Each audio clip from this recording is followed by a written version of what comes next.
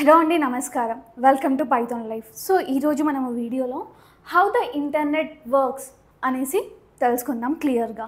So మీరు ఎప్పుడైనా ఆలోచించారా? మీ ఫోన్స్ అన్నీ కూడా తెగ యూజ్ చేస్తూ ఉంటాం ప్రతి ఒక్కరం కూడా. అసలు ఏజ్ లిమిట్ లేకుండా చిన్నపిల్లల నుంచి పెద్దవాళ్ళ వరకు అసలు ఫోన్ని, ఇంటర్నెట్ని యూజ్ చేస్తూనే ఉంటాం కదా. సరే, యూజ్ చేస్తున్నాం, కానీ ఇది ఎలా వర్క్ అవుతుంది కూడా తెలుసుకుందాం ఈరోజు. సో ముందుగా అస్సలు లేట్ చేయకుండా అసలు ఇంటర్నెట్ అంటే ఏంటో తెలుసుకుందాం. సో ఒక internet is a global network of computer. అంటే ఏంటి అంటే ఒక ఇంటర్నెట్ అనేది like global network of computer అనేసి అంటున్నాం కదా. అంటే ప్రపంచవ్యాప్తంగా కనెక్ట్ అయ్యే ఒక కంప్యూటర్స్ అన్నమాట. సో ఇలా ఒకటి కాదు, అన్లిమిటెడ్ ఆఫ్ డివైజెస్ లేకపోతే నెట్వర్క్ ఏదైతే ఉంటుందో సో వాటన్నిటికి కూడా ఈ ఇంటర్నెట్ అనేది కనెక్ట్ అయ్యి ఉంటుందన్నమాట. అది కూడా ప్రపంచవ్యాప్తంగా గ్లోబల్ నెట్వర్క్ అనేసి అందుకే అంటుంటాం. సో నెట్వర్క్ అంటే లైక్ హ్యూజ్ ఏరియాస్లో లేకపోతే హ్యూజ్ డివైజెస్ అన్నీ కూడా కనెక్ట్ అయిపోయి మనము డేటా అనేది ట్రాన్స్ఫర్ చేసుకుంటూ ఉంటాం అన్నమాట, సింపుల్గా చెప్పాలి అంటే. తర్వాత మీకు ఒక ఎగ్జాంపుల్ చూపిస్తున్నాను చూడండి. లైక్ మీరు సపోజ్ ఫర్ ఎగ్జాంపుల్గా గూగుల్కి వెళ్ళి చాలా రకాలైన కంటెంట్ని మనము సెర్చ్ చేస్తూ ఉంటాం మనం డైలీ యూసేజ్ కోసం. లైక్ ఏదైనా కొత్తగా విషయాలు తెలుసుకోవాలి అన్నా కూడా కదా. ఇక్కడ నేను లైక్ గూగుల్కి వెళ్ళి యూట్యూబ్ని సెర్చ్ చేస్తున్నాను అనమాట. అది ఎలా వర్క్ అవుతుంది బేస్డ్ ఆన్ ఇంటర్నెట్ అనేసి చూద్దాం.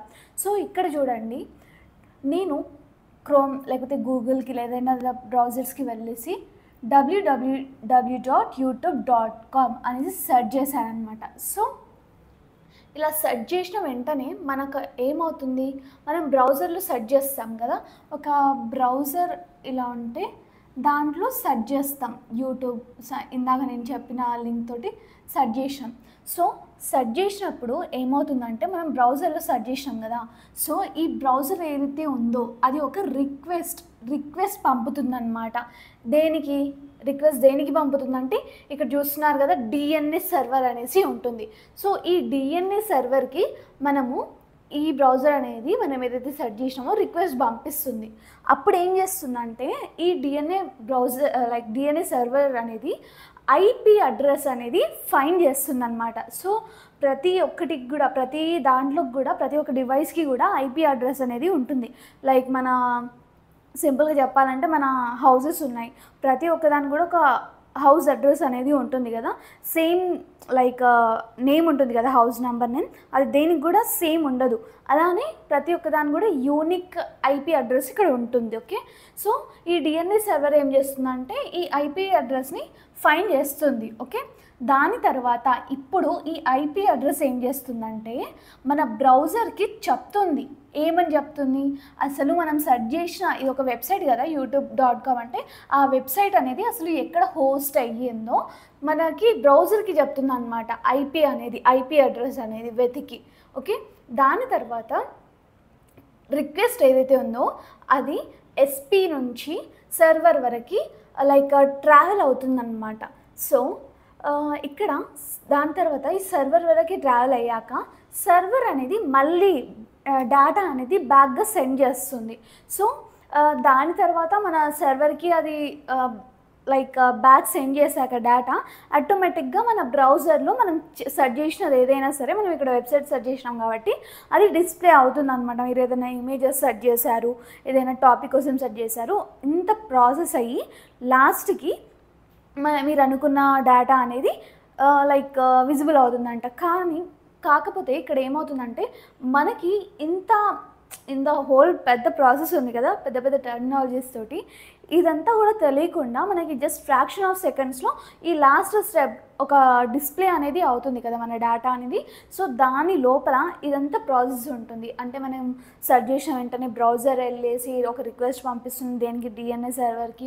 అండ్ అలాగే ఐపీ అడ్రస్ వచ్చేసరికి మనకి ఫైండ్ చేసేసి అసలు మనం వెతికింది ఎక్కడ ఉందని హోస్ట్ చేసేసి అది దాని తర్వాత మన రిక్వెస్ట్ అనేది సర్వర్ నుంచి డేటాకి సెండ్ అయ్యి మళ్ళీ ఆ డేటా అనేది మన బ్యాక్ వస్తుంది. దాని తర్వాత మనకి డిస్ప్లే అవుతుంది. సో ఇంత పెద్ద ప్రాసెస్ ఉంటుంది. సో ఇక్కడ చూడండి, ఐపీ అనేసి అంటున్నాం కదా, ఐపీ అడ్రస్ అని.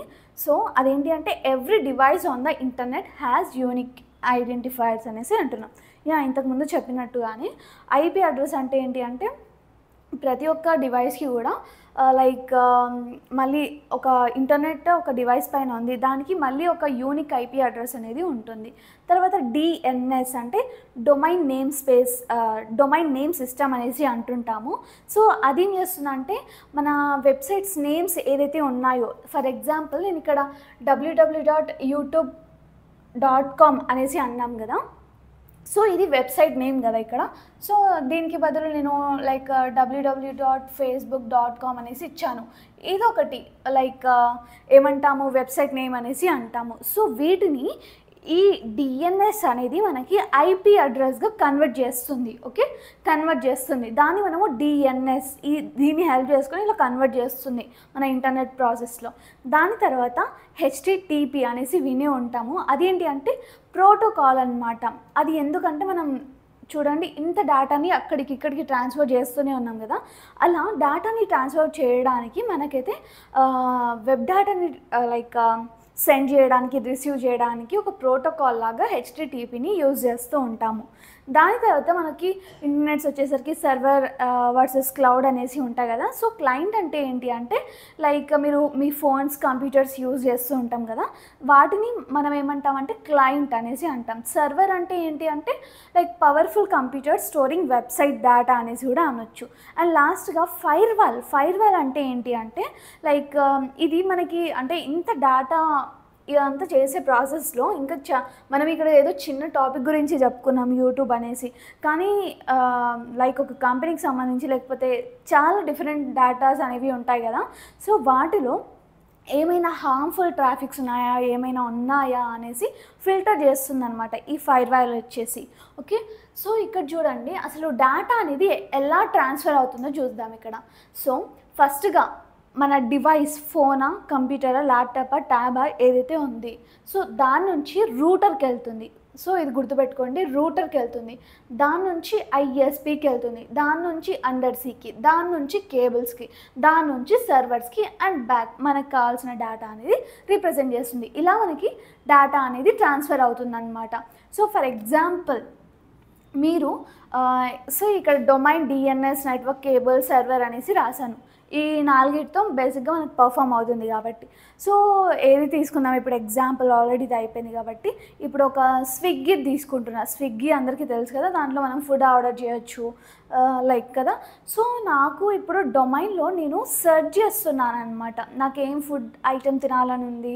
ఫర్ ఎగ్జాంపుల్ ఏదో ఒకటి బిర్యానీ అనేసి టైప్ చేశా డొమైన్లో. సో డొమైన్ ఇలా టైప్ చేయగానే డిఎన్ఎస్ ఏం చేస్తుందంటే ఓకే అనేసి దానికి సంబంధించిన రెస్టారెంట్స్ అది కూడా నాకు దగ్గరలో ఏమైనా ఉంటే ఈ డిఎన్ఎస్ ఫైండ్ చేస్తుంది.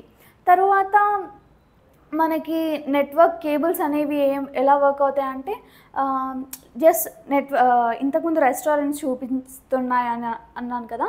సో నెట్వర్క్ కేబుల్స్ అనేవి మనం లైక్ ఇక్కడ నుంచి మనం ఆర్డర్ చేసుకోవడానికి వాటిని ట్రాక్ చేయడానికి అన్నిటి కూడా నెట్వర్క్ కేబుల్స్ అనేవి యూజ్ అవుతాయి. అండ్ సర్వర్ ఇదంతా కూడా మనకి సర్వర్ వీటన్నిటిపైన బేస్ అయ్యి సర్వర్ పైన బేస్ అయ్యి మొత్తం కూడా మనకు కావాల్సిన ఫుడ్ ఐటమ్స్ స్విగ్గీలో ఆర్డర్ చేసేసుకుని లైక్ ఆర్డర్ చేసుకోవడమే కాదు, మనము మనీ ఆన్లైన్ పేమెంట్ చేసేసి అది ఎక్కడ వస్తుంది అని చూసి అండ్ అలాగే ఎంత సేపట్లో వస్తుంది అని చూసి అంటే like based on internet work అవుతుంది. అంటే నేను ఇది మొత్తం కూడా ప్రాసెస్ ఇదే ఇంటర్నెటే చేస్తుంది అనట్లేదు, అది వేరే, మళ్ళీ బ్యాక్ అండ్ ఫ్రంట్ ఎండ్స్ అవన్నీ యూస్ చేసి మీకు కనిపించేది వేరే. కాకపోతే డేటా గురించి చెప్తున్నాను, అసలు ఒక డేటా అనేది ఎలా ట్రాన్స్ఫర్ అవుతుంది అనేది గురించి చెప్తున్నాను, మీరు మళ్ళీ కన్ఫ్యూజ్ అవ్వద్దు.